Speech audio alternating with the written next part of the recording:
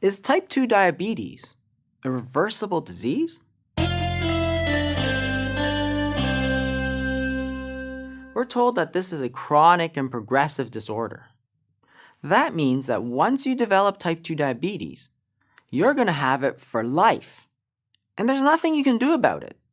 You're going to be on medications, you're going to be on insulin, and then you're going to develop the complications. Blindness, nerve damage, amputations, heart attacks, strokes, kidney damage, dialysis. The whole works. It's inevitable. But is it really? Imagine a world where type 2 diabetes is a simple, reversible disorder, where a simple dietary maneuver can reverse your diabetes in a matter of weeks. The American Diabetes Association, of course, disagrees. They say, right on their website, that it's a fact that for most people, type 2 diabetes is a progressive disease. So you might as well forget about it. Don't even try to get better. It's hopeless. They're telling you there's no hope. But we can look at certain examples and we can see that this is actually not true at all. Let me give you some of these examples. Bariatric surgery. Bariatric surgery is also called weight loss surgery or stomach stapling. What they do is they take your stomach and they cut it to the size of a walnut. So you really just can't eat. Because you're not eating, you're going to lose a lot of weight. But what happens to the diabetes? Well, let's look at this study here. In this study, they randomized two groups of people.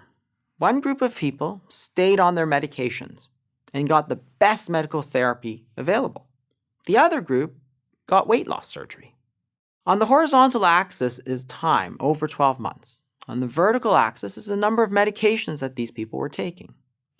You can see that the number of medications that people took while doing the best medical therapy available really didn't change. They kept taking the same number of medications. They're really no better than they were when they started, than they were at the end. But look at the weight loss surgery group.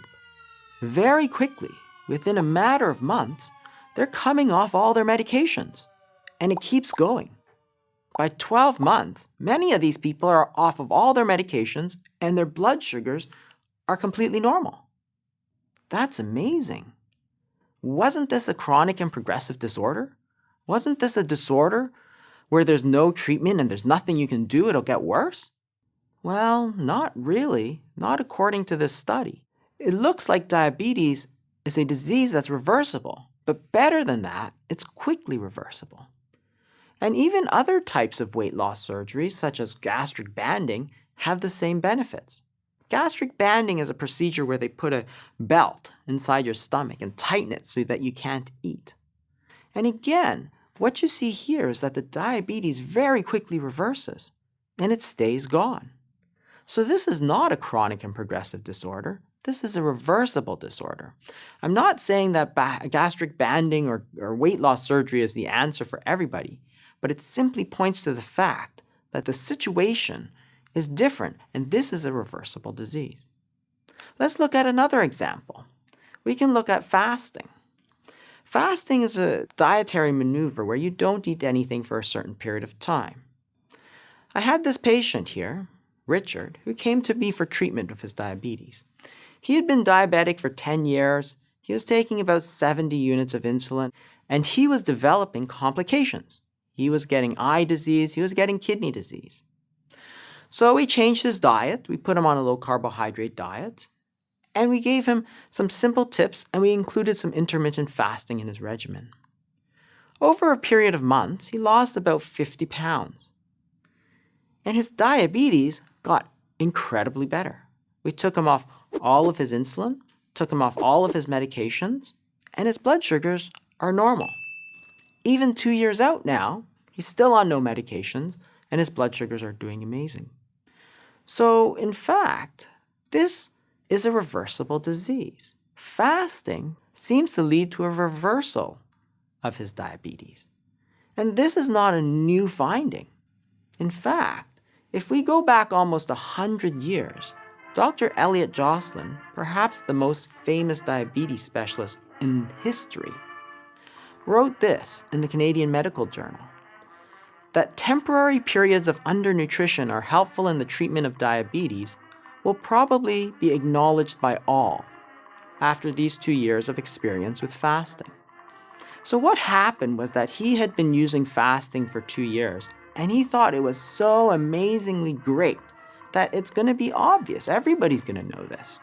There were a few problems, of course. At the time, he didn't differentiate between type 1 and type 2 diabetes. While it's very beneficial for type 2 diabetes, it really doesn't impact type 1 very much. And with the discovery of insulin a few years later, all focus shifted to insulin, and everybody forgot about these dietary therapies. Recently, in the United Kingdom, Dr. Taylor performed a study called the Counterpoint Study. And there he put people on very low-calorie diets. While it's not fasting, it's very close. And look at these results. In this group, the blood sugars went from 9.6 to 5.9 in 7 days. 7 days! His sugars have gone back to normal. What happened to this idea that it's chronic, it's progressive, you'll always be on medication?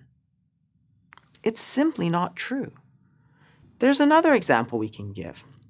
We can look at the example of very low carbohydrate diets, or so-called ketogenic diets.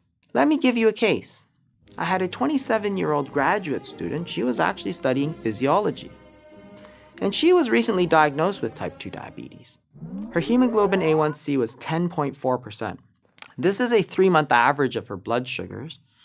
The diagnosis of diabetes happens at 6.5%, so 10.4% is very high. Her doctors were very concerned, of course, started her on 3 medications right away. Being only 27, she didn't want to stay on medications for the rest of her life. So she looked on the internet and decided that she would follow a ketogenic diet. Well, she very quickly lost about 20 pounds, and at her 3-month checkup, her hemoglobin A1C was 5.5%, well within the normal range, and clearly not diabetic. Better, she had taken herself off of all her medications as soon as she started. So in this case, it looked like her type 2 diabetes was essentially cured. Wow. That's not what we are told, right? But we all know this is true. We all know that the type 2 diabetes is completely reversible. For example, if somebody comes up to you and says, you know what? I lost 50 pounds and my diabetes went away. You'd say, wow, that's great, terrific, good for you. You wouldn't say to them, no, you're lying to me. The American Diabetes Association says it's chronic and progressive. Get back on your medications. No, of course not. So it's immediately obvious that this is just a lie. Type 2 diabetes is not chronic and it's not progressive. It's reversible. But what about all the cases about people on medications? Do you ever hear people say, I started my insulin or I started my medications, and now I'm so much better, I took myself off? No, not really. If you take medications, you're generally on it for life, right? Or what about the standard low-fat diet? Nobody ever comes up to me and says, I went to my dietitian, I started a low-fat diet, and now I'm so much better, I'm off all my medications. I've seen thousands of patients, and that doesn't happen. So in those cases, the diabetes is not cured. So actually, there are treatments that lead to a cure, and there are treatments that do not lead to a cure. So those that lead to a cure, bariatric surgery, fasting, and very low-carb diets. And these treatments do not lead to a cure. Insulin, other drugs, a low-fat diet. You'll never guess, of course, which direction all our current treatment protocols and research are heading to. They're all heading towards the path of no cure. And that's why they tell you it's a chronic and progressive disease. But it's not. This is amazing news. This is amazing. Because type 2 diabetes, in fact, a curable and reversible disease. The fact that treatments exist means that there is hope for all of us. Drugs, however, cannot cure a dietary disease. The cure must be a diet, the right diet.